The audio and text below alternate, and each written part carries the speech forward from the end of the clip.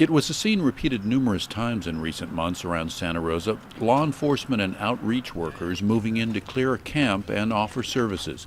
On this occasion, the popular Joe Rodota Trail had become home to scores of people, many of whom were recently evicted from an encampment in Roseland.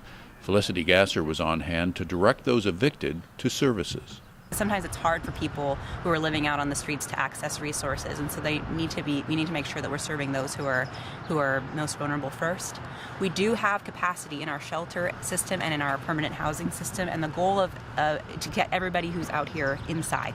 Also on hand, representatives of Homeless Action, a group dedicated to what they see as a more comprehensive, more humane approach. We need to stand up for each other. We need to realize what kind of issues people are dealing with and find a way to actually, help people deal with those. Help people stay here who've been here for 30, 50 years. This is their community too. Scott Wagner says up to half the homeless suffering from fewer drug and mental health issues could be accommodated simply and efficiently. We can completely eliminate the vast majority of homelessness problems for 40%. just by giving people a piece of dirt, and it's way less than $300 a month per person, in my opinion.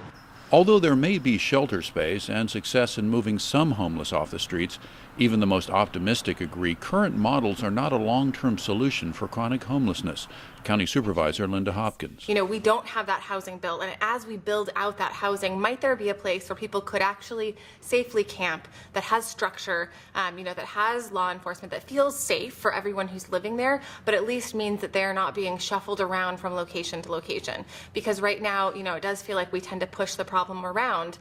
Homeless Action says up to half of the county's homeless could be accommodated in projects like Portland's Dignity Village, a more permanent community where sanitation, mental health, and other transitional services are offered in a structured setting. City Councilman Jack Tibbetts has seen Dignity Village and other models up close. He says they may offer ideas that can help locally. And they created something I think pretty unique and pretty special, but is definitely replicable, and I'd like to see it get replicated here. We have to make sure that if we do anything like this, that it's well connected to services. Part of the success of Dignity Village was not that they just allowed this community to exist. The Joint Office of Homeless Services of Portland and Multnomah County, they came in and they applied case management to the people in that village. Both Tibbetts and Hopkins say permanent housing for the homeless remains the ultimate goal and the policy objective for both the city and county. But even with regulatory and liability hurdles, they believe the path to that goal can and should draw from successful models found elsewhere. In Santa Rosa, Carl Van Amberg for News of the North Bay.